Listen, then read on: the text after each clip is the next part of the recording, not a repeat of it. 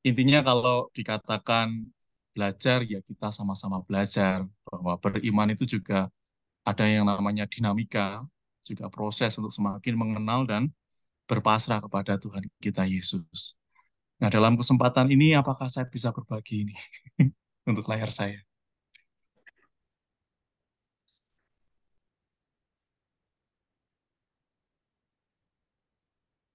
Share screen ya.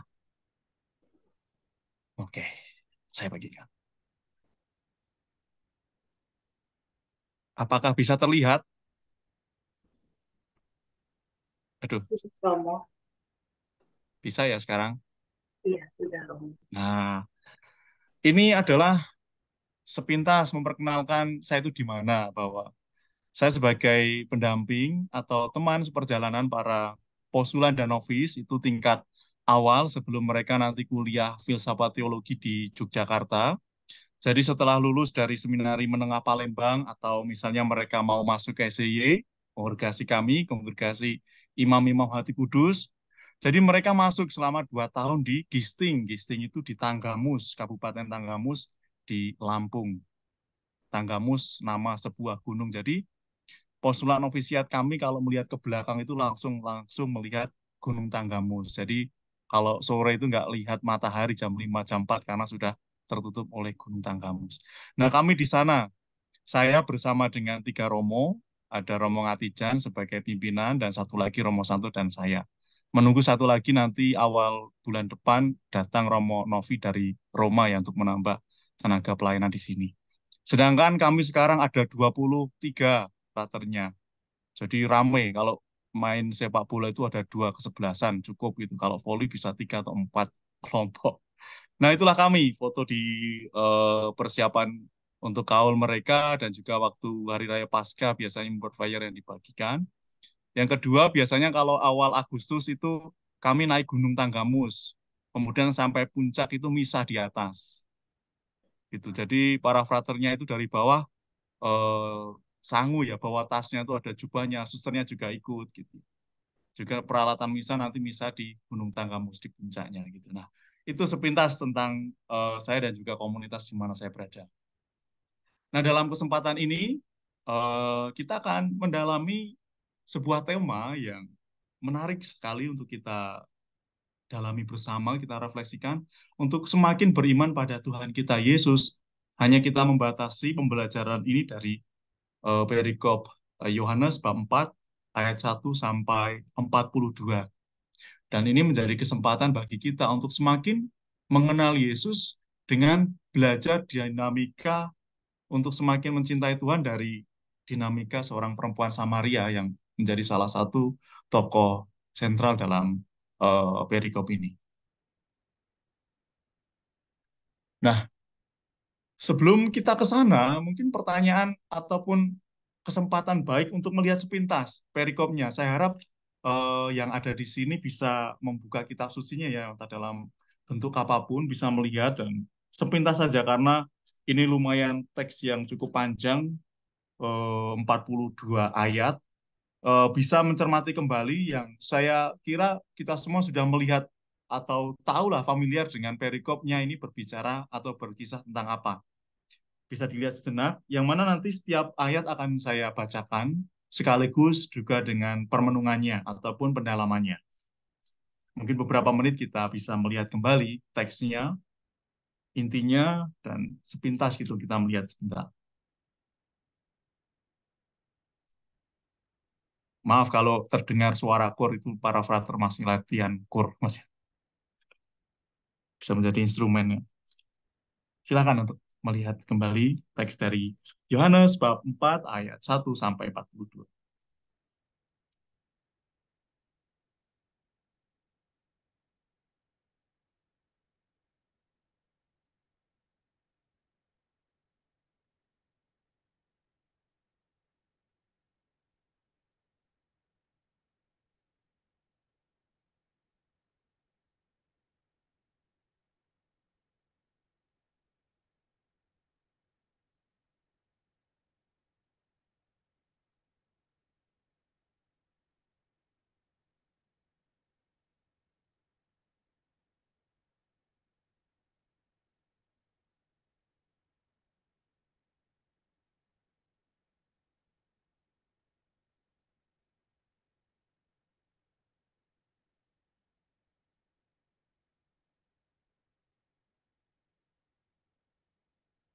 Baik, mari kita masuk ke pembelajaran selanjutnya. Nah, sebelum kita memasuki ke perikop dari Yohanes tadi, mungkin pertanyaan dasar sebelum kita memulai pembelajaran bersama ini, ada pertanyaan-pertanyaan yang dapat menggugah kita sebagai pemanasan gitu ya, pemicu dalam refleksi pada malam hari ini.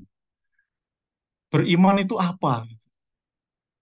Orang mengatakan beriman itu percaya. Orang mengatakan beriman itu semakin mengenal Yesus. Orang mengatakan beriman itu berharap. Orang mengatakan beriman itu pasrah kepada Tuhan gitu ya. Pasrah dengan ikhlas itu. Lantas beriman pada Kristus itu apa? Kalau dari pengalaman saya tidak akan mengambil kata teolog siapa, kata orang hebat siapa tentang beriman pada Kristus. Bagi saya, beriman pada Kristus itu adalah bagaimana semakin mencintai Dia gitu. Kalau dari pengalaman saya secara pribadi. Beriman pada Kristus berarti bagaimana dengan dinamika hidup saya, dinamika panggilan secara khusus sebagai imam, untuk semakin mencintai Tuhan dalam setiap pelayanan yang saya buat. Nah, pengertian beriman pada Kristus, saya kira mungkin masing-masing dari kita memiliki arti atau definisi masing-masing, sesuai dengan pengalaman konkret beriman kita. Nah, lantas pada malam hari ini kita ingin belajar untuk semakin beriman pada Kristus dengan mendalami kisah atau percakapan dengan perempuan Samaria, yang mana nanti ditampilkan kepada kita sebuah proses untuk semakin mencintai Tuhan, sebuah proses untuk semakin beriman pada Kristus. Nah, dalam hal ini ada beberapa tinjauan yang akan saya pakai untuk mendalami teks ini yang nanti saya tawarkan kepada kita semua. Pertama adalah tinjauan biblis.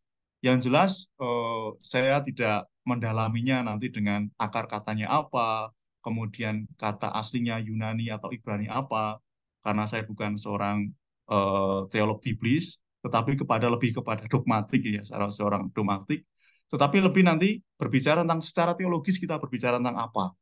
Ada aspek kristologis, ada Tuhan Yesus, Allah yang berbicara di sana, Roh Kudus nanti juga akan saya sebutkan. Nah, yang terakhir adalah dari aspek pastoral, artinya beriman dalam kehidupan sehari-hari apa yang ditawarkan dari perikop tentang percakapan Yesus dengan perempuan Samaria. Nah, tiga hal ini yang akan menjadi kerangka utama kita untuk mendalami beriman pada Kristus dari perikop Yohanes 4 ini. Nah, yang pertama, di sini dalam teks keseluruhan itu kemudian saya bagi-bagi ya, bagian per bagian dengan memberikan judul, ayat per ayat itu saya kelompokkan sehingga nanti memudahkan kita untuk memahaminya. Nah, saya mulai dari bagian pertama yaitu Yohanes 4 ayat 1-3. Di sana judulnya adalah perjalanan Yesus ke Galilea. Ketika Yesus mengetahui bahwa orang-orang Farisi telah mendengar bahwa ia memperoleh dan membaptis murid lebih banyak daripada Yohanes, meskipun Yesus sendiri tidak membaptis, melainkan murid-muridnya, ia pun meninggalkan Yudea dan kembali lagi ke Galilea. Nah, dari sini kalau kita mencermati Tuhan kita, Tuhan Yesus itu ternyata memberikan pesona yang luar biasa bagi banyak orang, sehingga orang-orang pun yang awalnya itu terpesona pada Yohanes Pembaptis, kemudian menaruh perhatian pada Yesus. Di sana dalam beberapa ayat ini ditampilkan kepada kita, bahkan nanti dalam Injil yang lain pun, murid Yohanes pun kemudian setelah diarahkan oleh guru mereka, Yohanes Pembaptis, kemudian mengikuti Yesus. Nah, pertanyaan mengapa Tuhan memberikan pesona yang luar biasa sehingga banyak orang itu juga ikut nanti mengikutinya atau memilih dia. Nah, mari kita melihat perjalanan Yesus ini dari Yudea ke Galilea, itu melewati tanah atau daerah yang namanya Samaria. Sengaja saya menampilkan ini supaya kita melihat apa ya latar belakang dari teks biblisnya. Ini akan sangat membantu bagi mereka yang sudah jalan ke tanah suci gitu ya. Pasti akan melihat atau terbantu ketika sampai di sana. Tetapi dari gambaran peta ini jelas bahwa ketika Tuhan akan ke Galilea, itu melewati tanah atau daerah yang namanya Samaria. Samaria itu apa atau penduduknya siapa, nanti kita akan bahas dalam perikop ataupun ayat selanjutnya dalam perikop ini. Nah, masih dalam perjalanan Yesus ke Galilea, pertanyaan yang saya ajukan lagi bahwa kenapa Yesus itu lebih tenar? gitu ya. Kenapa Yesus lebih menarik hati banyak orang? Rasanya kalau kita melihat dari perikop Injil sebelumnya, misalnya dari ayat 1 sampai 3, bab 1 sampai 3, di sana Yesus sudah memberikan banyak hal yang kemudian membuat orang terkejut. Siapakah orang ini? Siapakah Yesus ini? Misalnya sebelumnya kita melihat Yesus mengadakan mukjizat pertama kali, yaitu mukjizat air menjadi anggur pada saat perkawinan di Kana, yang mana orang pada waktu itu sudah terheran-heran, siapakah gerangan ini? Siapakah nabi ini yang memberikan mukjizat yang begitu hebat? Gitu ya. Orang sudah mulai memperhitungkan Yesus dengan karyanya, dengan mukjizat yang dibuatnya. Nah, pada ayat 4 sampai 14 di sana saya memberikan judul tentang air hidup, yang perikopnya saya bacakan demikian. Ia harus melintasi daerah Samaria, maka sampailah ia ke sebuah kota di Samaria yang bernama Sikhar, dekat tanah yang diberikan Yakub dahulu kepada anaknya Yusuf. Di situ terdapat sumur Yakub.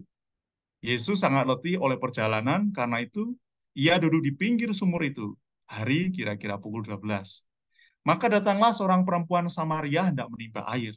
Kata Yesus kepadanya, "Berilah aku minum, sebab murid-muridnya telah pergi ke kota membeli makanan." Maka kata perempuan Samaria itu kepadanya, "Masakan engkau seorang Yahudi minta minum kepadaku, seorang Samaria?" Di sini keterangannya, sebab orang Yahudi tidak bergaul dengan orang Samaria. Jawab Yesus kepadanya, "Jikalau engkau tahu tentang karunia Allah dan siapakah dia yang berkata kepadamu, 'Berilah aku minum,' niscaya engkau telah meminta kepadanya dan ia telah memberikan kepadamu air hidup." Saya lanjutkan. Kata perempuan itu kepadanya, "Tuhan, engkau tidak punya timba dan sumur ini amat dalam. Dari manakah engkau memperoleh air hidup itu? Adakah engkau lebih besar daripada bapa kami Yakub yang memberikan sumur ini kepada kami dan yang telah minum sendiri dari dalamnya, ia serta anak-anaknya dan ternaknya?" Jawab Yesus kepadanya, "Barang siapa minum air ini, ia akan haus lagi. Tetapi barang siapa minum air yang akan kuberikan kepadanya, ia tidak akan haus untuk selama-lamanya. Sebaliknya, air yang akan kuberikan kepadanya akan menjadi mata air di dalam dirinya yang terus-menerus memancar sampai kepada hidup yang kekal."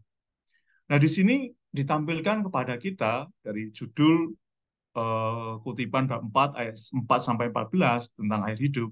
Saya menemukan realitas perempuan Samaria yang berhadapan dengan Yesus. Siapakah dia? Seorang Samaria. Tadi disebutkan seorang Yahudi tidak bergaul tanda kutip ya dengan orang-orang Samaria. Ada latar belakang dan wilayahnya. Ketika saya masih kuliah dulu, dosen kitab suci kami Romo Indra Sanjaya dari Kuskupan Agung Semarang mengatakan orang Samaria itu bukanlah orang Yahudi yang asli. Mereka membuka diri terhadap kedatangan bangsa-bangsa di luar Yahudi, entah latar belakang budayanya, keagamaannya, bahkan perkawinannya, sehingga mereka tidak layak untuk menyebut sebagai orang Yahudi asli, meskipun mereka keturunan dari Yahudi. Namun, karena keterbukaan yang lebih radikal, itu membuat mereka dipandang sebagai orang yang tidak lagi asli Yahudi, tidak murni gitu ya. Sehingga orang-orang Yahudi yang merasa bahwa mereka asli tanpa ada campur apapun dari budaya agama lain, mereka mengatakan kami yang asli. Orang-orang Samaria itu bukanlah orang asli, sehingga tanda kutip haram hukumnya untuk bergaul dengan mereka gitu ya. Ditambah lagi perempuan Samaria adalah seorang wanita, apalagi keluar di siang hari sendirian pada latar belakang masyarakat Yahudi adalah sebuah larangan, sesuatu yang amat tabu gitu bagi mereka, yang mana eh, kelas pertama bagi mereka diduduki oleh kaum pria laki-laki gitu ya. Ditambah lagi realitas seorang perempuan, seorang pendosa, yang mana nanti Yesus tahu apa yang menjadi latar belakang dari perempuan ini. Nah, tiga hal ini yang realitas yang dimiliki oleh perempuan Samaria yang berhadapan dengan Yesus dan bertemu dengan Yesus sendiri sang air hidup. Nah, berhadapan dengan atribut negatif, saya katakan demikian, terhadap perempuan itu, Yesus berkarya. Lihat di sini, Tuhan berkarya berhadapan dengan situasi ataupun kondisi manusia yang tidak baik-baik saja. Di tengah situasi itu, ia mengangkat pembicaraan pada tingkat yang lebih tinggi levelnya. Tidak berbicara tentang air secara duniawi yang melegakan sesaat nanti haus lagi, tetapi berbicara tentang air hidup. Nah, Tuhan mengangkat pembicaraan ini karena melihat bahwa perempuan tadi, realitas perempuan tadi yang membutuhkan namanya keselamatan. Dan Tuhan menawarkan air hidup dalam topik pembicaraannya gitu ya. Bukan lagi air sumur duniawi yang menjadi awal ketika mereka bertemu dan berbicara. Air hidup, pemahaman di sini adalah air yang terus mengalir. Berbicara, saya melihat penafsiran tentang air hidup ini, itu mengarah pada air yang terus mengalir, bukan air yang berada di sebuah kolam, air yang berada di sebuah tempat yang tidak bergerak, tetapi air hidup adalah air yang mengalir seperti sungai yang memberikan kehidupan pada tanaman-tanaman atau hewan-hewan yang berada di sekitar sungai itu, yang mengalir. Dan airnya selalu baru, airnya selalu ada, dan itulah yang memberikan kehidupan. Nah, di sini Tuhan kita mengacu dan mengundang pada kehidupan baru sebenarnya ketika ia berbicara tentang air hidup, air yang mengalir. Tuhan sebenarnya menawarkan, hei perempuan Samaria, aku menawarkan kepadamu sebuah kehidupan baru atas kehidupanmu yang sekarang sedang terpuruk, gitu intinya. Nah, air yang mengalir itu, air hidup itu adalah sebenarnya kalau kita mendalami, adalah daya Roh Kudus yang Tuhan tawarkan kepada perempuan Samaria itu. Dan sejatinya air hidup itu adalah daya roh yang kita miliki, orang-orang yang percaya. Misalnya dari Yohanes 7 ayat 38 sampai 39 dikatakan, barang siapa percaya kepadaku, seperti yang dikatakan oleh kitab suci, dari dalam hatinya akan mengalir aliran-aliran air hidup. Yang dimasukkannya ialah roh yang akan diterima oleh mereka yang percaya kepadanya. Sebab roh itu belum datang karena Yesus belum dimuliakan. Jadi intinya adalah bagaimana perempuan Samaria itu ditawari daya kehidupan roh Kristus sendiri yang ingin mengangkat situasinya yang tengah berada dalam situasi kedosaan untuk memiliki atau mengarahkan diri pada kehidupan kekal. Dan itu diawali dengan pengenalannya pada Yesus. Nah, Yesus di sini membicarakan tentang kehidupan baru yang akan dia berikan, seperti yang saya tegaskan tadi. Kehidupan yang digerakkan oleh Roh Kudus, Roh Ilahi, yang kemudian mengarahkan pada hidup yang kekal. Jadi kalau saya merefleksikan, sebenarnya Tuhan menawarkan pertama-tama pengenalan akan dirinya, dan kemudian ada pertobatan dalam diri perempuan itu, dan menerima gerakan Roh Kudus untuk mengangkat dirinya. Nah, ini bagian awal berbicara tentang pemaknaan secara biblisnya ya, teologisnya. Nanti secara pastoral bagaimana refleksinya akan saya tawarkan pada akhir presentasi ini. Ayat 15 sampai 19 dikatakan demikian dan saya beri judul perempuan Samaria dan suami-suaminya. Kata perempuan itu kepadanya, Tuhan, berikanlah aku air itu supaya aku tidak haus dan tidak usah datang lagi ke sini untuk menimba air. Kata Yesus kepadanya, pergilah, panggillah suamimu dan datang ke sini. Kata perempuan itu, aku tidak mempunyai suami. Kata Yesus kepadanya, tepat katamu bahwa engkau tidak mempunyai suami, sebab engkau sudah mempunyai 5 suami, dan yang ada sekarang padamu bukanlah suamimu. Dalam hal ini engkau berkata benar. Kata perempuan itu kepadanya, Tuhan, nyata sekarang padaku bahwa engkau seorang nabi. Menarik di sini, bahwa setelah perempuan itu diketahui realitasnya, identitasnya, siapakah dia oleh Yesus, kemudian ada seruan, nyata padaku Tuhan bahwa engkau seorang nabi. Ada pengakuan tentang siapakah Yesus. Dan perempuan itu melihatnya, Yesus memandang Yesus sebagai nabi. Nabi di sini, saya menambahkan catatan tambahan, diperhitungkan sebagai pribadi yang mampu melihat secara khusus orang tertentu meski belum mengenal. Jadi, seorang nabi itu dikenal dalam masyarakat Yahudi, orang yang memiliki kemampuan untuk melihat siapakah orang yang dihadapinya, siapakah orang yang dinubuatkannya, meskipun dia belum bertemu. Gitu ya. Ada kemampuan khusus. Misalnya di sini saya membandingkannya dari Lukas bab 7 ayat 39. di mana dalam ayat ini dikatakan dalam perikop Yesus diurapi oleh perempuan berdosa ya.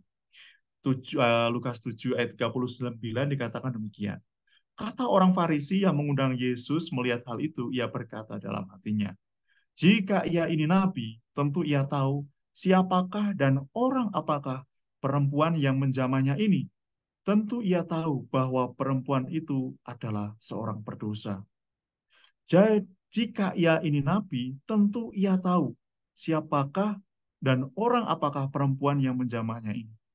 Jadi, di sini ditampilkan orang Farisi mewakili orang-orang Yahudi secara umum bahwa nabi itu memiliki kemampuan untuk melihat siapakah orang yang berada di hadapannya gitu. Memiliki kemampuan untuk mengetahui identitas atau realitasnya dia orang berdosa atau tidak. Nah, dalam hal ini, dalam kacamata atau pengertian ini, maka tidak salah perempuan Samaria itu kemudian mengenal, orang ini kok mengenal saya, mengenal kekurangan dan kelemahan saya, bahkan mengatakan, tepat Pak katamu bahwa aku tidak mempunyai suami, dan sekarang yang ada dengan aku itu bukanlah suamiku, pasti dia nabi. Maka keluarlah seruannya, Tuhan nyata sekarang padaku bahwa engkau seorang nabi. Nah, di sini ditampilkan kepada kita pengenalan perempuan Samaria hingga pada titik pengakuannya bahwa Yesus sebagai nabi dan itu mengarah pada aspek mesianis yang terberkati. Jadi perempuan itu sudah mulai masuk pada percakapan pada level tingkat yang dinaikkan Yesus tadi. Sudah tidak berbicara tentang air duniawi, sudah tidak berbicara tentang duniawi, tetapi mengangkat ke aspek yang lebih tinggi. Berbicara tentang nabi, nanti dikaitkan di sini sebenarnya mengarah pada aspek mesianis, nabi sejati yang ditunggu-tunggu oleh masyarakat Yahudi. Sedangkan bab 4 ayat 20 sampai 26 itu saya beri judul tentang ibadah sejati. Dikatakan demikian. Nenek moyang kami, kata perempuan Samaria tadi ya, nenek moyang kami menyembah di atas gunung ini. Tetapi kamu katakan bahwa Yerusalemlah tempat orang menyembah. Kata Yesus kepadanya, percayalah kepadaku, hai perempuan, saatnya akan tiba bahwa kamu akan menyembah Bapa bukan di gunung ini dan bukan juga di Yerusalem. Kamu menyembah apa yang tidak kamu kenal, kami menyembah apa yang kami kenal, sebab keselamatan datang dari bangsa Yahudi. Tetapi saatnya akan datang dan sudah tiba sekarang bahwa penyembah-penyembah benar akan menyembah Bapa dalam roh dan kebenaran, sebab Bapa mengendaki penyembah-penyembah demikian. Allah itu roh, dan barang siapa menyembah dia, harus menyembahnya dalam roh dan kebenaran. Jawab perempuan itu kepadanya, aku tahu bahwa Mesias akan datang, yang disebut juga Kristus. Apabila ia datang, ia akan memberitakan segala sesuatu kepada kami. Kata Yesus kepadanya, akulah dia yang sedang berkata-kata dengan engkau. Saya memberikan tambahan informasi. Jadi, Mesias dan Kristus itu pengertian sama ya. Mesias kalau dalam bahasa Indonesia Al-Masih gitu ya. Kristus dalam bahasa Yunani artinya yang diurapi. Nah, di sini perikop bab 4 ayat 20 sampai 26 yang berbicara tentang ibadah sejati, di sini berbicara tentang kehadiran Allah dan penyembahan yang harus diberikan kepadanya. Jadi Tuhan lebih dalam lagi karena orang Samaria itu juga memiliki semacam kayak bait Allahnya atau pusat doa mereka Yerusalemnya itu ada sendiri sehingga mereka tidak perlu untuk pergi ke bait Allah ke Yerusalem juga memiliki bait Allah tandingan gitu ya. Tetapi Tuhan tidak mempersoalkan itu bahwa berbicara tentang ibadah sejati, Tuhan berbicara tentang kehadiran Allah yang sejati itu tidak harus di sebuah tempat, misalnya di Yerusalem atau Bait Allah gitu ya.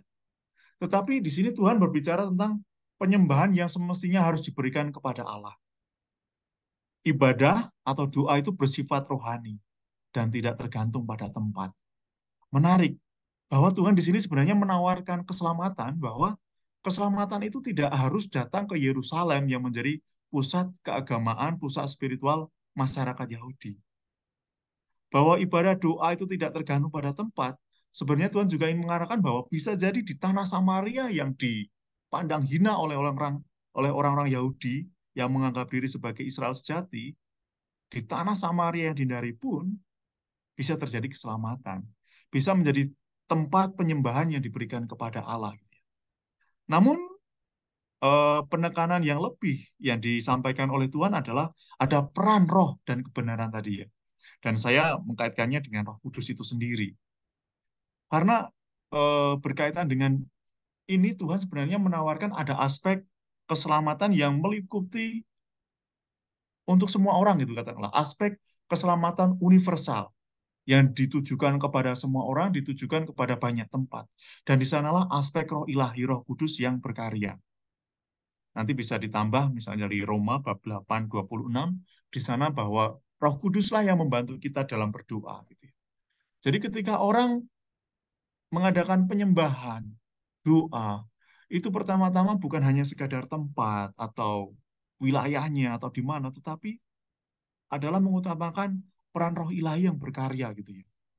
Yang mana dari sanalah orang dapat mendapatkan keselamatan dan keselamatan itu kan bukan hanya untuk orang A, B, orang tertentu ya, tetapi Tuhan mengendaki keselamatan bagi banyak orang gitu ya. Nanti saya membatasi ini dari aspek pastoralnya ini masih biblisnya ya. Di sini Tuhan mengundang adanya keterbukaan dari perempuan Samaria itu akan daya roh yang kemudian nanti pada dirinya ia akan memberikan pada dirinya dalam arti dalam roh itu memberikan atau menawarkan keselamatan yang menuju kekal, keselamatan ilahi gitu ya. Dan itu mengundang perempuan untuk membuka diri, artinya mengakui realitas dirinya yang membutuhkan keselamatan pada titik itu. Nah, kita lanjutkan bab 4 ayat 27 sampai 30. Nah, pada waktu itu datanglah murid-muridnya dan mereka heran bahwa ia sedang bercakap-cakap dengan seorang perempuan. Tetapi tidak seorang pun yang berkata, apa yang kau kendaki atau apa yang kau percakapkan dengan dia. Maka perempuan itu meninggalkan tempayannya di situ, lalu pergi ke kota dan berkata kepada orang-orang yang di situ, mari lihat, di sana ada seorang yang mengatakan kepadaku segala sesuatu yang telah kuperbuat. Mungkinkah dia Kristus? Maka mereka pun pergi keluar kota lalu datang kepada Yesus.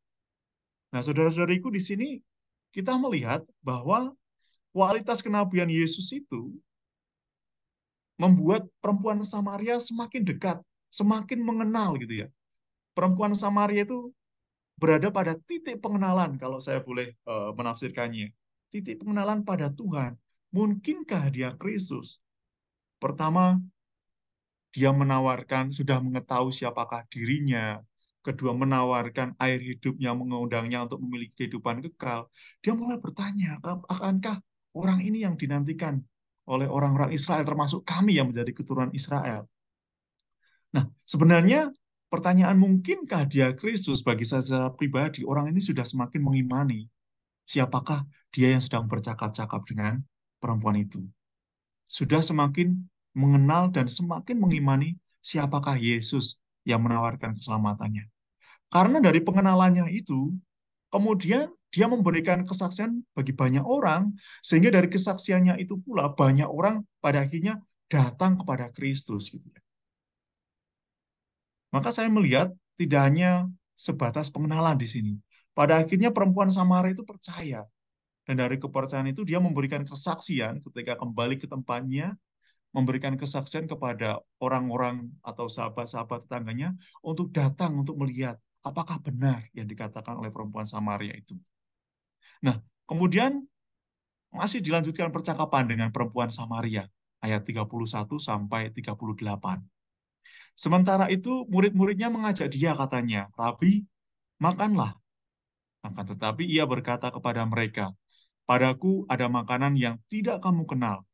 Maka murid-murid itu berkata seorang kepada yang lain, adakah orang yang telah membawa sesuatu kepadanya untuk dimakan? Kata Yesus kepada mereka, makananku ialah melakukan kehendak Dia yang mengutus aku dan menyelesaikan pekerjaannya. Bukankah kamu mengatakan, 4 bulan lagi tibalah musim menuai? Tetapi aku berkata kepadamu, lihatlah sekelilingmu dan pandanglah ladang-ladang yang sudah menguning dan matang untuk dituai. Sekarang juga penuai telah menerima upahnya, dan ia mengumpulkan buah untuk hidup yang kekal, sehingga penabur dan penuai sama-sama bersukacita. Sebab dalam hal ini benarlah peribahasa, yang seorang menabur dan yang lain menuai. Aku mengutus kamu untuk menuai apa yang tidak kamu usahakan. Orang-orang lain berusaha dan kamu datang memetik hasil usaha mereka. Nah, di sini ditampilkan dalam perikop tadi adalah makanan Tuhan sendiri. Makanan dia adalah, makanan Kristus adalah melakukan pekerjaan Allah yang diberikan kepadanya. Bukan pekerjaan duniawi, bukan pekerjaan manusiawi gitu ya. Tapi pekerjaan manusiawi di sini mengarah kepada pekerjaan yang memberikan keselamatan. Maaf, itu bagian poin pertama itu namun manusiawi tetapi ilahi gitu ya. Pekerjaan yang Tuhan lakukan bukanlah pekerjaan duniawi namun ilahi gitu ya. Karena lebih mengatakan pekerjaan yang dipercayakan Allah kepadanya gitu. Itulah pekerjaan yang dibawa oleh Kristus. Pekerjaan Bapa yang diperintahkannya untuk dilakukan. Dalam kongregasi kami mengenal istilah Ecevenio. Artinya dalam Ibrani 10, siap, saya siap diutus gitu ya. Maka dimanapun anggota SI, kalau pimpinan kami mengatakan, Romo, silakan berangkat untuk bermisi di Argentina. Langsung, Ece Venio. Karena itulah karya Allah yang dipercayakan kepada kongregasi, dan itulah makanan Kristus ketika dia datang. Dan saya ingin seperti Kristus gitu ya. Jadi, di sini lebih menekankan makanan utama Tuhan ingin menunjukkan yang paling penting bagi Tuhan adalah pekerjaan Allah Bapa. Dan itu Tuhan tunjukkan sebenarnya dengan menawarkan keselamatan atau memberikan keselamatan kepada perempuan Samaria tadi. Maka perikop ini perikop yang kaya kalau kita memberikan atau membahasnya. Ada banyak hal yang dapat direnungkan. Nah, makanan Kristus di sini adalah ketaatan pada kehendak ilahi. Yang mana itu semua salah satunya dikonkretkan dengan usaha Tuhan untuk berusaha menyelamatkan perempuan Samaria tadi. Nah, kemudian teks dalam perikop ini kemudian ditutup dengan ayat 39 sampai 42, yang mana teksnya adalah sebagai berikut. Dan banyak orang Samaria dari kota itu telah menjadi percaya kepadanya karena perkataan perempuan itu yang bersaksi. Ia mengatakan kepadaku segala sesuatu yang telah kuperbuat. Ketika orang-orang Samaria itu sampai kepada Yesus, mereka meminta kepadanya supaya ia tinggal pada mereka, dan ia pun tinggal di situ 2 hari lamanya. Dan lebih banyak lagi orang yang menjadi percaya karena perkataannya, dan mereka berkata kepada perempuan itu, kami percaya, tetapi bukan lagi karena apa yang kau katakan, sebab kami sendiri telah mendengar dia, dan kami tahu bahwa dialah benar-benar juru selamat. Saya ulangi, kata mereka, kami percaya, tetapi bukan lagi karena apa yang engkau katakan, sebab kami sendiri telah mendengar dia dan kami tahu bahwa dialah benar-benar juru selamat dunia. Di sini ditampilkan kepada kita kesaksian dari perempuan Samaria itu. Kesaksiannya tentang siapakah Yesus yang baginya menjadi penolong, itu kemudian juga mengundang dia untuk kemudian menjadikan dirinya sebagai penolong bagi yang lain gitu ya. Intinya berbagi berkat, berbagi kesaksian, dan pada akhirnya berbagi berkat juga. Lihat efek air kehidupan, air hidup yang mengalir, yang sudah dimiliki perempuan itu ketika percaya, pada akhirnya juga memberikan kehidupan bagi orang-orang lain gitu ya. Dalam bentuk apa? Kesaksiannya. Bahwa saya sudah percaya dan kemudian memberikan kesaksian dan banyak orang akhirnya juga datang kepada Yesus dan juga percaya. Dan lihat, air kehidupan yang dimiliki oleh perempuan tadi itu sudah berefek membuat orang percaya, datang dan percaya kepada Yesus. Hingga keyakinan mereka itu mengerucut pada pengakuan, dialah benar-benar juru selamat dunia. Ada proses di mana perempuan tadi belum mengenal Yesus, mengenal, dan kemudian dikenalkan air hidup, air yang memilikinya, artinya memiliki Kristus itu sendiri, dan kemudian air hidup yang ia miliki, yakni pengenalan akan Kristus yang memberikan keselamatan, kemudian diwartakan, dan itulah efek air hidup yang ia miliki. Daya roh yang mulai bekerja dan pada akhirnya memberikan menawarkan keselamatan bagi banyak orang. Dia juga kemudian menjadi penolong bagi yang lain gitu ya. Nah, dari aspek kitab suci secara biblis dan juga teologis tadi, mungkin saya berbicara agak, pokoknya berbicara secara teologis yang agak-agak berbahasa konseptual itu. Nah, saya ingin mendaratkan itu dengan tawaran refleksi pastoral, yang mana itu mungkin dapat menjadikan kita untuk semakin mencintai, semakin mengimani Kristus dari dinamika perempuan Samaria tadi. Permenungan saya yang pertama bahwa beriman itu sebuah dinamika, seperti perempuan Samaria, mulai mengenal, mengakui, dan menyerahkan diri kepada yang ilahi, kepada Kristus. Tepat seperti perempuan Samaria. Awalnya bahkan malah menyepelekan Tuhan yang datang kepadanya. Tetapi kemudian semakin mengenal, bahkan mengakui dan berserah kepada Tuhan, kepada yang ilahi. Maka beriman kepada Kristus itu juga berarti semakin mengenal, semakin mengakui Kristus, dan semakin menyerahkan diri kepada Kristus. Nah, ini dinamika yang ditunjukkan, dinamika proses beriman dari perempuan Samaria tadi. Beriman kepada Kristus berarti semakin mengenal Kristus. Dari mengenal, mengakuinya, dan kemudian menyerahkan diri pada Kristus. Nah, semakin beriman pada Yesus Kristus dengan mendalami kisah percakapan dengan perempuan Samaria, jika saya boleh menyarikannya, ada 4 poin yang ingin saya tawarkan. Pertama, beriman itu berarti dari perempuan Samaria tadi, membuka diri pada sapaan Tuhan. Datang kan, perempuan Samaria yang dilakukannya tadi adalah dia datang dan kemudian mendengarkan dan bercakap-cakap, membuka diri pada sapaan Tuhan. Nah, setelah membuka diri, terbuka terhadap gerak roh Allah, air kehidupan, air hidup menuju pada roh Allah yang ditawarkan itu ya. Karena dengan terbuka pada akhirnya membuat dia untuk semakin menyadari dan menyesali keadaan dirinya. Siapakah saya, orang yang berdosa, bahkan hidup bukan dengan suami saya yang sekarang gitu ya. Ini menyadari, membantu dia untuk semakin menyadari siapakah diri saya. Keterbukaan pada roh Allah membantu untuk terbuka pada pertobatan gitu ya. Nah, dinamika itu semakin mengenal, bertobat, dan pada akhirnya memiliki keselamatan itu sendiri, menerima Kristus, pada akhirnya dia menerima berkat. Nah, setelah menerima berkat, kemudian dia itu mau menjadi berkat bagi yang lain. Efek dari air hidup yang ia miliki itu sudah mulai kelihatan.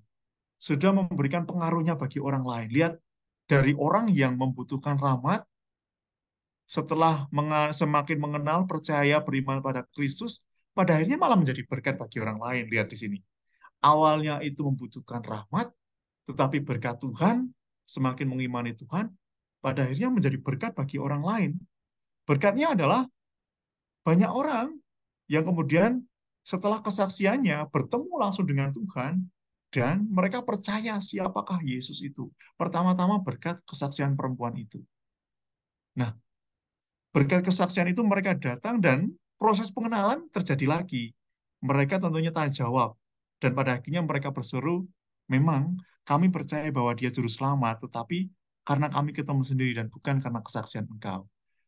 Nah, di sini ada dinamika beriman yang ditawarkan kepada kita.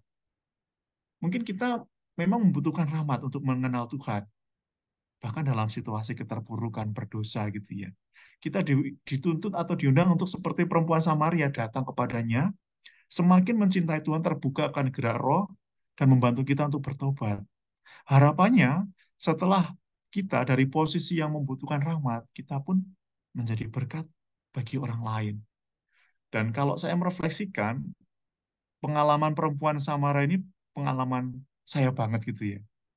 Mengapa? Dinamika dalam hidup panggilan bagi saya yang imamat baru umur 7 tahun ini, saya ditabiskan tahun 2017, 6-7 tahun di sini, juga tidak mudah untuk menjalani kehidupan sebagai seorang imam muda. Banyak hal kejatuhan, banyak hal untuk bangkit, banyak hal dalam situasi beramat, pokoknya warna-warni gitu. Nah, ketika saya dalam situasi berdosa atau kejatuhan tadi, entah dengan banyak hal ya, sebagai manusia biasa, ternyata kesempatan untuk datang kepada Tuhan, terbuka pada Tuhan, yang saya alami dalam Ekaristi dan juga adorasi, di mana kami SC itu sangat kenal, sangat familiar, dekat dengan devosi, adorasi, visitasi kepada Sakramen Maha Kudus. Di sana dengan dinamika seperti perempuan Samaria ini saya bukan diteguhkan, gitu ya, untuk bercakap-cakap, dan di sana saya semakin mengenal Tuhan, semakin mencintainya, yang terus menawarkan air kehidupan bagi diri saya. Saya ingat dalam suatu pengalaman merasa jatuh dan merasa dalam hidup panggilan ini berat gitu ya. Tetapi ketika saya visitasi, adorasi secara pribadi di hadapan Sakramen Maha Kudus, saya datang, kemudian Tuhan, lihatlah imammu yang sedang jatuh ini. Nah, dalam keheningan, kemudian Tuhan tidak tahu membuka hati dan pikiran saya untuk melihat saat-saat di mana saya tahbisan. Dan kemudian pada satu titik Tuhan mengingatkan akan kata-kata dari angkatan tahbisan saya, mengatakan bahwa Jenly, kita itu sebagai imam berjalan pada jalan yang tidak rata, jalan yang berlubang, jalan yang berkerikil. Jatuh itu pasti, tetapi jangan lupa untuk bangun, untuk bangkit, dan jalan lagi. Jatuh itu pasti, tapi jangan lupa untuk bangkit, bangun, dan jalan lagi. Nah, Tuhan membuka saya pada waktu itu akan pengalaman itu, dan saya mengatakan, oh, terima kasih Tuhan. Ternyata pengalaman ini, pengalaman kejatuhan ini adalah pengalaman berahmat, supaya saya sadar bahwa di sana masih ada kerahimanmu, di sana masih ada cintamu untuk hambamu yang lemah, yang berdosa ini. Terima kasih. Nah, dari pengalaman itu saya kemudian semakin dikuatkan bahwa Tuhan tidak meninggalkan saya. Dan dari pengalaman itu semakin membuat saya untuk semakin bergembira bahwa saya diampuni, dan itu saya tunjukkan dengan semakin maksimal memberikan pelayanan pendampingan bagi para frater di postulat novisiat ini. Semakin enjoy, semakin happy gitu ya, yang walaupun sebenarnya membutuhkan berkat, tetapi dengan datang kepada Tuhan, ada dinamika seperti perempuan Samaria, malah Tuhan menjadikan saya berkat bagi yang lain. Nah, dinamika inilah yang mungkin juga menjadi dinamika atau proses beriman yang dialami oleh kita semua, di mana saya mungkin salah satu dari apa perpanjangan dari apa permenungan perempuan Samaria tadi. Bisa jadi saudara-saudariku, Bapak Ibu di sini juga memiliki proses dinamika yang hampir sama dengan proses dinamika seperti saya, yang juga terinspirasi dari perempuan Samaria, yang berdinamika untuk semakin mengenal Kristus, yang awalnya memerlukan berkat, tetapi pada akhirnya berkat Kristus sendiri, dia dijadikan berkat bagi orang lain. Nah, saya kira itu saja yang dapat saya bagikan. Nah, dalam kesempatan ini saya lebih suka ya untuk bersharing dari pengalaman atau pendalaman kita bersama ini, dari pengalaman konkret bagaimana semakin mengenal Kristus, yang hampir mirip dengan dinamika perempuan Samaria, yang mungkin sharingnya juga hampir mirip dengan sharing saya tadi gitu ya. Atau juga ada pertanyaan-pertanyaan seputar perikop untuk semakin beriman pada Yesus Tuhan kita. Baik, terima kasih.